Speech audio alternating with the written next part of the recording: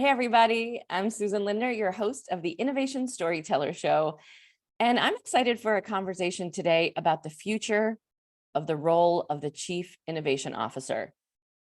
I think some people in some circles are proclaiming the Chief Innovation Officer is dead, long live AI.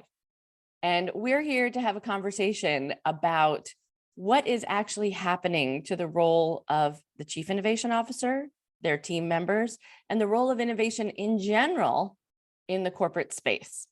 How we can connect with ecosystems, how we can begin thinking about our role in unique ways, and what's absolutely imperative, and also where the opportunities lie to maybe incorporate AI into the way that we work today for the future of our organizations tomorrow. And that's why I'm really excited that Elisa Farri is joining me today from CapGemini. She is an author, advisor, and former researcher at the Harvard Business School Europe Research Center. And she nurtures relationships with management thinkers at the world's top business schools. She is a member of the Thinkers 50 Radar Class of 2023 and the co-lead of CapGemini Invent's Management Lab, a global think tank that aims to democratize management and bring the latest management ideas into practice. And that's what we hope to give all of you, all of my listeners today, a chance to really think about diving into the lessons, the hard-won lessons, and all the heavy research and heavy lifting that Elisa and her team have been doing, so we can bring that right to you. So Elisa, welcome. Thank you so much for joining me today. Thank you, Susan, for having me. Okay, so let's talk. And I want to give a shout out also to Hans Ballmakers over at Innovators, because we originally connected because we were both at the Innovators Innovation Lab, I think back way before the pandemic. So let's talk about it. The role of the Chief Innovation Officer is changing. Would you argue that it needs to change from just setting an innovation vision 3-5 years out? Absolutely. So first of all, I think that the role of the Chief Innovation Officer has already changed dramatically since the early days. We all remember back in 2001, Lafley from Procter & Gamble being named as one of the pioneers, Chief Innovation Officers. And if we look now at what Chief Innovation Officers do in most organizations, the role is definitely different from the early days. But then if we look at the future, at the immediate future, in 2-3 years from now, I will expect this role to pivot and change again, also because of the impact of some trends that we cannot ignore. Let's think of sustainability. Let's think of innovative technologies like artificial intelligence or the latest generative AI. So walk us through a little of this progression, because some of my listeners have been in the innovation role very recently, so they don't have necessarily that historic perspective on the role of the Chief Innovation Officer. What can you give us some milestones? What do you think has changed over time? So should we start at 2000? Is that where we're really beginning in this process? Absolutely. So more than when we were happy bombarded by .coms and this new thing called the internet, was that the impetus for the role of the Chief Innovation Officer? Yeah, well, let me walk you through first what happened when it comes to innovation, okay? Because we cannot decouple the role of the innovation officer and its evolution from what happened in the innovation landscape. Okay. So we can start thinking about what happened to innovation back from the early days of the 80s, early 90s, when innovation was purely in the domain of R&D and technology. So we looked at that point in time at innovation in terms of new products, new features, new technology, because at that point in time, competition was mainly focused on the product. Then in the early 2000s, as you mentioned, some radical shifts impacted the vision of innovation. And so we started investigating the role of innovation also outside pure product innovation. We all remember the bestseller book of Blue Ocean Strategy by Professor Chan Kim and René Mauborgne. And what they taught us back in the years was that you can innovate the business model in a way that you can also keep the very same product. And Mhm. so how you rethink traditional competition strategies in a way that you can innovate the way in which you sell your product. And then another radical shift that we saw when it comes to the innovation history was around 2010. What happened in 2010? Well, the mushrooming of first digital native companies, and they impacted the old model of pipeline business models. And so these ecosystem and platforms that created all these buzz impacted radically the way in which large organizations looked at their way of doing business. And Mm. so we can all remember another great book, Platform Revolution, by Professor Parker, Van Alsten, and Choudhary. And they explain the potential and the opportunities that this new business construct could offer, especially to large established organizations. And then we had all the hype on ecosystem economy. Let's think about another great thinker like Professor Michael Jacobides. So these are the first two big shifts in the innovation landscape. And then all these external shifts impacted also internally the organization itself. And so innovation entered into the walls of organizations with new management models. And so the way in which organizations are making a decision, if we think about innovative models suggested like Humanocracy by Gary Hamel and Professor Zanini, or other seminal publications by Erin Meyer on cultural maps, and her work with Hastings, the CEO of Netflix, to investigate how even in large organizations you can unleash the empowerment of people, rethinking the way in which processes and procedures work, but also aspects more related to people. So motivation, empowerment could touch some soft elements. Let's think about The Heart of the Business, the book by Hubert Joly, the former CEO of Best Buy. And as you listen while I'm talking, so there's also a broadening in scope of innovation beyond academia. So we're seeing more and more authors and thinkers coming also from the business world and innovating traditional management practices and models. And then the last shift, the most recent one, is the one about sustainability. Sustainability and innovation are two sides of the same coin. You can't have one without the other. Sustainability needs innovation because these are complex challenges which require some innovative thinking, innovative approaches, and innovation can't overlook the fact that sustainability should be embedded by design in the way in which companies innovate internally and externally. So these, to me, are the four big shifts in the innovation landscape, which has been broadening since the early 2000s when the Chief Innovation Officer role emerged. And now let's look at the impact on the role. Initially, the impact was mainly on an executive that initially did not have all the levers, to be honest, was not even part of the board in the early days. Right. But then luckily what happened, the organization realized the importance of this role. And so they brought the Chief Innovation Officer to the CXO level. But apart from this, in the early days, we saw innovation officers more as innovation owners. Okay, so they set their own targets, they managed the funnel from exploration to scale up, they had a dedicated budget and a dedicated team. In the last 10 to 15 years, the shift has been radical. So from innovation ownership to innovation facilitation. And so chief innovation officers nowadays are much more catalysts of change.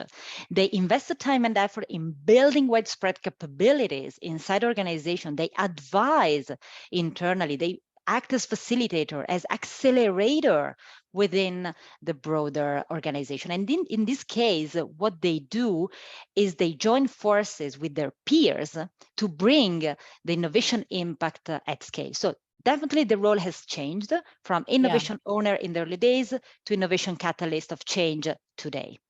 But you know, what's fascinating about that is I remember when I first started the podcast, we're now more than 100 episodes in, and I remember talking to a product manager at Spotify. And I said, I typically interview chief innovation officers and their teams on the show.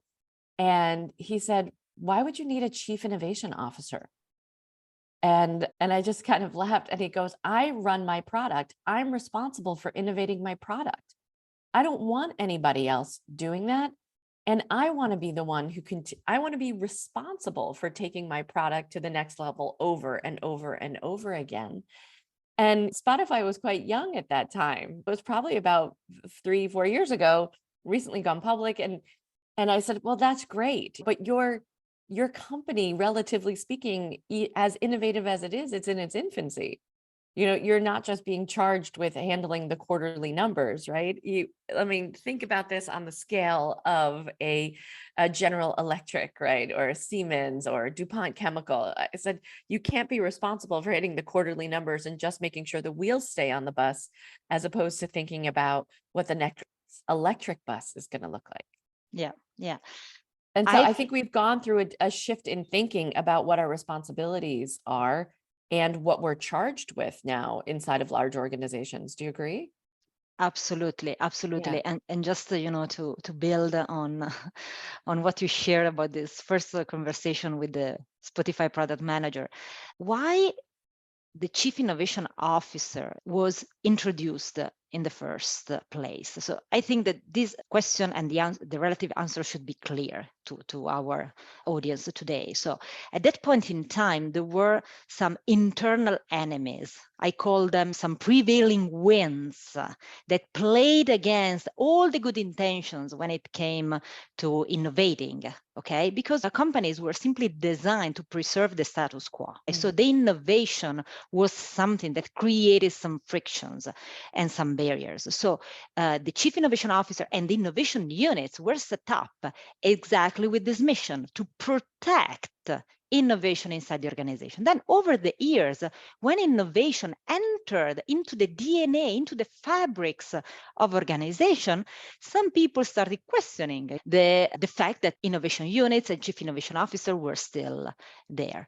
Personally, I feel that notwithstanding the maturity of organizations nowadays, we need someone who has the right mindset, who is equipped with the right tools and the right methods and approaches to embed innovation in what organizations do. Change is at a fast pace. We cannot expect every single individual to be innovative per se in what they do. And so Chief Innovation Officer has really the opportunity today to become even more a catalyst of change, to be a true accelerator, especially in a context that is changing so quickly. Yeah. And the other is your frontline product manager isn't given the timelines necessary to innovate necessarily, the opportunity to experiment and fail, the budget, right, to run these experiments, the opportunity to bring in people from other teams. And frankly, like, can we dispel once and for all the one-man genius innovator theory, because it simply doesn't exist, from having all of these guests on the show? Absolutely, absolutely. And I want to Totally talk agree. about, yeah, and I want to talk about the politics at the boardroom level too. I mean, you have a very unique vantage point from being academically on the research side and also as a consultant, right, on the CapGemini side, like seeing lots of different companies. One of the reasons I started the podcast was because it became clear to me over time that among C-level executives, although chief innovation officers are given budgets and timelines, they're not always given the recognition they deserve for the innovations they bring to the table. And that's because, like any great venture capital firm, 6 to 8 out of 10 experiments fail, right? And these companies don't become unicorns, even though, they have lots of money, smart limited partners, managing partners, analysts who are doing all of the due diligence, trying to pick the right horse in the race. That chief innovation officer is responsible for also doing that, making calculated investments and bets, taking risks. And there's lots of failure at the feet of the chief innovation officer, even with the best of intentions. So as a result, colleagues around the table are hearing not just about the experiment that worked, that now sales and marketing is taking credit for, that product is taking credit for, maybe even the CEO is taking credit for. Now, and she is maybe talking about, well, we're running these experiments, but the prototype doesn't seem to be scaling, or we can't get localization right, or we just haven't figured out the best product market fit yet. Or I mean, there's so many variables that the chief innovation officer is dealing with just in the selection process of the great idea. Yeah, absolutely. And one recommendation based on my experience is that the best innovation officers are not individual CXO, but they are team players. So they do not see themselves as the individual competing with the other CXOs in the room, but they are the glue that keeps all the CXO together. So these are successful chief innovation officers who understood that if they win because they're team players and the team is winning. They're not competing head to head with the CFO or the chief HR officer or the head of the business line. Or self-isolating, right? Going off to Innovation Island and making something there, which was a huge controversy. I can still remember 5 years ago going, do I do my innovation off to one side? Because the corporation will cannibalize really good ideas if it fears disrupting the status quo or the profit centers. I was just talking on another interview about Corning Glass, that's saying they have a sign, I think, in their innovation center that says, we will not be out-innovated. And that also means to the team that we will disrupt our own products. So their biggest seller was the cathode ray tube, the tube inside of our old TVs, in order to create the flat panel television. Their number one bestseller, right? And to say, it's not going to work in the future. I'm willing to sunset that product in order to make way for the next. I mean, it takes a lot of guts, right? To take that risk. Yeah, and it takes also a lot of time to invest in such a culture. Because if you want to achieve say more about that, Elisa. Yes, please. Say more about that. Such a level of innovative culture, because there's a lot of, personally feel, culture theater in large organizations. Paint a picture for us, Elisa. What does we call it innovation theater? What do you see? What does innovation theater look like to you? Yeah, it's more in innovative culture theaters. Okay. So in the sense that there's a mismatch between the narrative, so what the managers, the board, or the chief executive officer, or also some CXOs say, and then what they do. Especially translated in how they make decisions. In most of the cases, how they do not make a decision, which means making a big decision. And the fact that there's a misalignment between these abstract values on the importance of innovation per se, and then the translation into concrete actions that are totally disconnected and opposite compared to what they preach and they say externally, it creates a lot of cynicism inside organization. Nowadays also has an impact externally, but most importantly on the people side, this can create a lot of frustrations and then lowers the motivation. If we see the latest Gallup research results on employee engagement and motivation, especially in the US, they've been dropping. Personally, I feel that a lot of this blah, blah, blah, external blah, blah, blah of most companies, both tech, digital, but also traditional organizations that are just leveraging these new trends of AI, generative AI, and so on, making this big splash, saying that they are innovative, they will be much more innovative. Well, I'm pretty sure that if we ask the very same questions to the people working in such organizations, they will have an opposite view. And so we need executives, we need leaders who walk the talk, who align their behaviors to the narrative. And today the narrative is mainly around innovation and sustainability. So these are the two big pillars of the narrative of most Fortune 500 organizations. Based on my experience and on my conversation I had in the last 6 months, there's a big challenge on the leadership behavior side. because there's a gap, there's a mismatch. And the only way that they try to try to be credible is to use some recurring buzzwords. Like what? What should we Oh, be well, listening for? Yeah. there are a lot of buzzwords. On the people Mm. side, the most used buzzwords are around empowerment, because you want to empower your people. And this is also the most critical one, because you can't have empowered people if you rule them top down, if you do not revise and adjust, the way in which decisions are made, if you do Mhm. not rethink traditional procedures and processes to fit with the modern era, let me say. And so empowerment is one of the most recurrent words that we see in our conversation, that we heard in our conversations, and they do not translate into something that is concrete. And then they use also other buzzwords. Last year, one of the buzzwords that we heard the most was about the metaverse, because it was cool to use the term metaverse.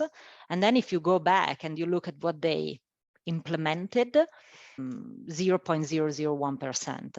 And so again, I think that we need leaders who understand the risk that is embedded into a misalignment of the narrative with their concrete actions. And this Which is is even lack of employee engagement, right? Which is people leaving. which is people living, but also externally, it hinders the credibility of you as a person, as a leader, but also it impacts on the credibility of the organization. So especially on sustainability. Sustainability is taking this to the next level. So on innovation, so you already have some negative impact, but on the sustainability aspect, this could really backfire heavily on the entire organization. So let's talk about this. You said that Chief Innovation Officer, Chief Sustainability Officer have the potential to be two of the most powerful titles, right, in the boardroom. How can these two roles work together to get stuff done?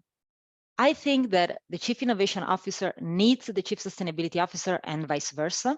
Okay. As I said at the beginning, sustainability challenges are complex by design, by DNA. And in order to tackle complexity, Chief Innovation Officer have learned in the last 20 years that, first of all, you need to embrace a collaborative mindset, an ecosystem mindset, that you need to be ready to experiment, to fail, to iterate, to pivot, because there's no one single straightforward solution. So in terms of skills, mindset, toolbox, sustainability officers, they need the expertise of innovation officers, of innovation units to help them best define the how to address their challenges. So I'm not saying that the innovation officers have the answers to the question of the chief sustainability officers, but I'm 100% sure that the innovation owners have the best answer in terms of the how to approach a complex challenge.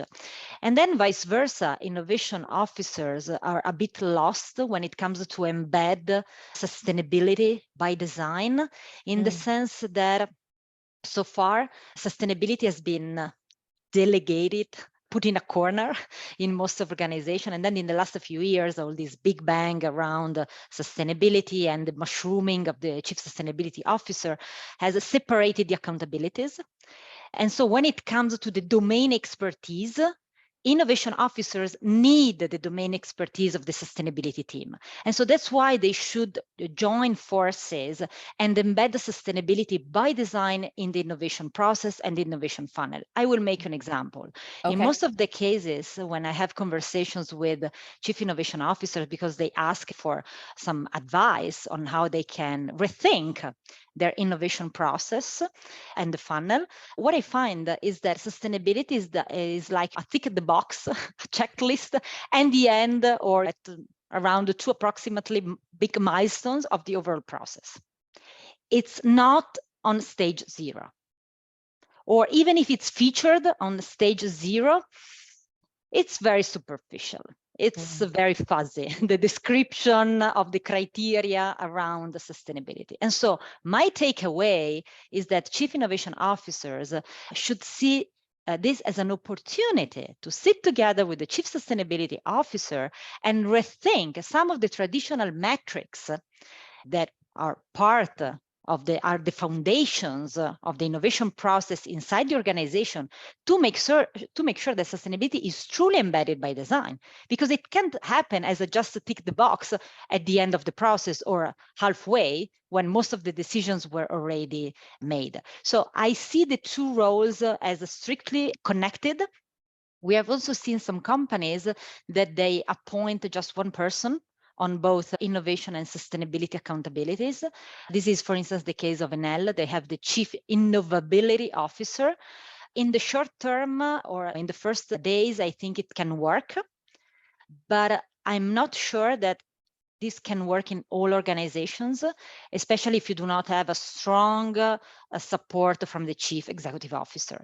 So my recommendation is for organizations that have already the two roles to keep them separate, but to make sure that the two are collaborating together. It's fascinating because working closely with Deloitte on their climate, sustainability, and equity practice, the solutions that are going to be required of humanity in these next 10 critical years are massive. And the speed with which we have to experiment, fail, iterate, and come up with solutions is probably the greatest undertaking of our time. I mean, Elon Musk can want to go to Mars, and that's fine. But solving the problems here on Earth today are going to require massive governmental, public, private, right, nonprofit research ecosystems that can figure out carbon capture in a way that we haven't before, are going to have to figure out whole restructurings of the fossil fuel industry and its conversion, that it would be laughable, really, to think about creating sustainability solutions without the input and insights from an innovation team who does this all day, every day across those organizations and knows where the pathways are, right? Even knows where the connections are. If you're good at what you do as a chief innovation officer, in theory, you're already working across the organization. You're not holed off on an island somewhere. So I hear it many times from chief sustainability officers who are really begging for that, but looking externally. And it's possible that the smartest person in the room to support you could be sitting right to your right. Yeah. Absolutely. There are a lot of missed opportunities when it comes to internal collaboration, and we know this is one of the most common antibodies in large organizations where it's difficult to trigger fruitful cross-departmental collaboration. But if we go back to the first question that you asked me, what's the future of the innovation officer linked to what you just said? Well, I would say a super powered and augmented chief innovation officer, because as you said, the pace at which organizations are asked today to innovate, to keep up with the challenges and so on, will accelerate even more. And so in terms also of productivity, they should be expecting innovation officer an acceleration in terms of internal requests and pressure when it comes to meet a very strict deadline. Plus, the external ecosystem is evolving so quickly, is overpopulated by other organizations they could join forces with. So on some traditional tasks that are very typical of the innovation officer, I will expect a lot of pressure in terms of effort and quantity of tasks that they need to deliver. And personally, I feel that there might be a solution, and the solution is already there. New technologies can be powerful enablers, powerful tool for the toolbox of the innovation officer of the future. Yeah. So let's shift gears one more time and talk about everybody's favorite new friend, AI. Large language models, ChatGPT, Bard, all those fun tools. So we'll ask the obvious question, is AI going to put the chief innovation officer out of business? Personally, my answer is no. I'm rather optimistic when it comes to AI, and in particular generative AI, in the Wait, sense. Elisa, are we optimistic or do we just fear death? Is that like, does it come down to the old existential question? It's like, I refuse to admit my own mortality. I had a guest on the show just last week. He was an entrepreneur and a venture capitalist from Portugal. His name is João Ferrao dos Santos. He started a company. He told ChatGPT to make him a company, the most profitable company that it could, spending 1 hour of human time per day and no more than $1,000 in capital to be invested into the company. And it did all of that every day, new prompts, and it wound up creating a t-shirt production company where the graphics were designed by the AI, the manufacturing mechanism, the shipping mechanism, all of it was chosen by ChatGPT. And this is a venture capitalist doing this, right? Trying to see if it can outsmart him. And he's like, never would have thought about this. The company made $12,000 in 4 days and then has gone on to make $120,000 since. And the company's received $100,000 in venture capital investment, not from Joao. So are we being naive in thinking that we might all lose our jobs? As I said, I'm optimistic. I do not think that we will all lose our jobs. And I think that the answer lies in what you just described, which might not be so obvious to our listeners, but let me try to be more explicit. Okay. This guy trained the machine. He prompted, reprompted, and prompted over time. He exercised his human judgment. He provided expertise, input, suggestion to the machine. He gave to the machine, because to me it's still a machine, so he gave to the machine input. He challenged the machine, okay? He kept raising the bar of performance of this machine. So it was not out of the blue that in just one click, the machine gave the optimal outcome. The optimal outcome was the result of a process activated and triggered by the human. So when we go back to our chief innovation officers, I see these people equipped with the mindset, the skills, the techniques, the best approach to ask questions, to do this prompting, to train the machine, and to unlock the potential in a way that can augment their abilities and their potential inside the organization. I think it's simplistic to just look at these large language models as a threat. We should all start getting our hands dirty now with the tools like ChatGPT and Bard. Young people, but also some people who are retired, to be honest. So these are the extremes I've seen in the last 2 months. We are in the middle of an experiment right now on how to train ChatGPT on some management theories and practices. And what I saw is that these extremes, so young people, but also retired people, notwithstanding the age, but if they have the right domain expertise at the very good level, they find in ChatGPT the best sparring partner. So what's the so what and the key takeaway for us? We have a tool. We have the potential to unlock value from this tool. Why do we keep either complaining or worrying or depicting very obscure scenarios and start getting more familiar with the tool, because it's not rocket science and the tool is already available to the man on the street. So if the tool is designed to be used by the man on the street, it's naive and simplistic to think that we should expect a large transformation program in a big organization to start using the tool. Yeah. So what do you use it for, Elisa? How are you using ChatGPT?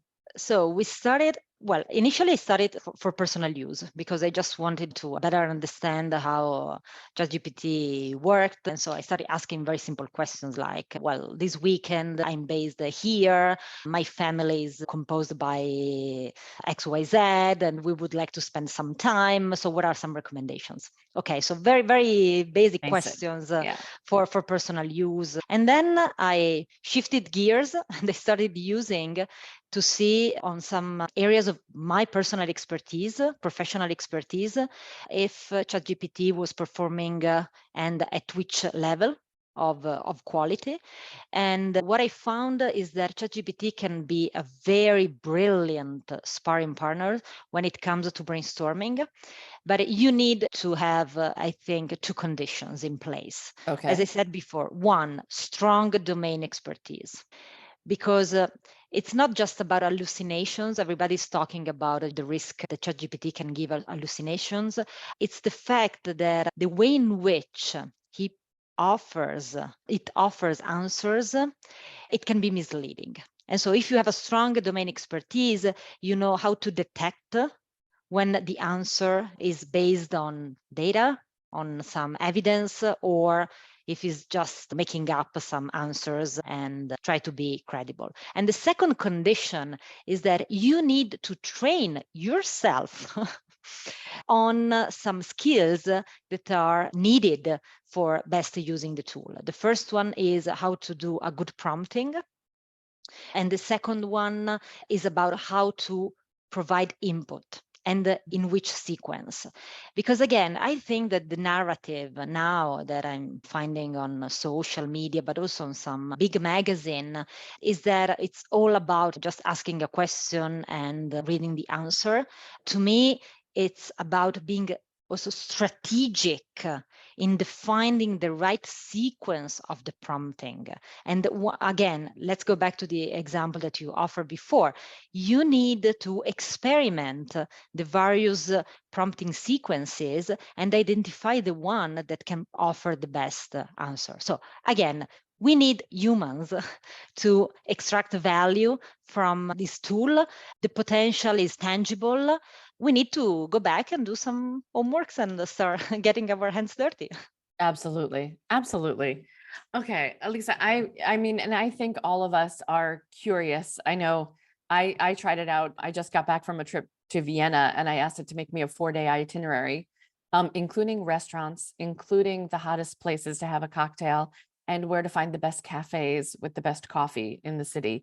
So all of that was really helpful. It probably took 1 hour for me to get exactly what I wanted, but I thought how much time I would normally spend on my favorite travel sites, and it probably would have taken 4 times as long as I was hopping from site to site to site, as it was just gathering all the information I wanted all in one prompt. But my prompts did get smarter, and I hope I did too as a result, because I do think ChatGPT has an opportunity to show you information you never saw before, and now it's bringing all the brilliance of what's out there in these large language models right to our doorstep. And I'm grateful for that. Absolutely. So Lisa, I'm going to ask you the 3 questions I ask everyone who comes on the show. What do you think is the greatest innovation of all time? The greatest innovation of all time, I think it's Blue Ocean Strategy. Because Blue it's Ocean Strategy. yeah, Wow. because it's simple. Mm-hmm. The man on the street can understand it. Uh-huh. It's visual, so you can easily remember. And thanks to the fact that it's simple and visual, can be extremely powerful when you communicate it outside.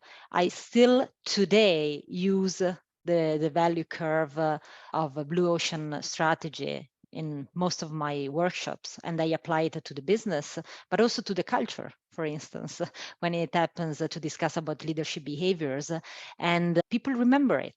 So when they get out of my strategic workshops, they can depict in their mind the output of the day. And so to me, if used properly, it's very, very powerful theory and Wow. practice. If you could join any innovation team in human history, which team would you join? Wow. Which team? The team, the moonshot team, I would join. The moonshot team. You mean getting to the moon? Yeah, absolutely. Wow. I Yeah. think it's one of the most innovative projects of all our days. And so I think that there would be a lot of lessons that I can learn and extract and then apply to my everyday job. Wow. Yeah. Fantastic.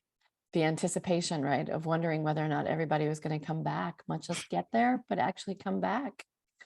And lastly, what is something that really annoys you or something that for the good of humanity you just wished exist in the world, something that needs to be fixed, or something that you just wish existed in the world that does not yet exist? Someone needs to create it.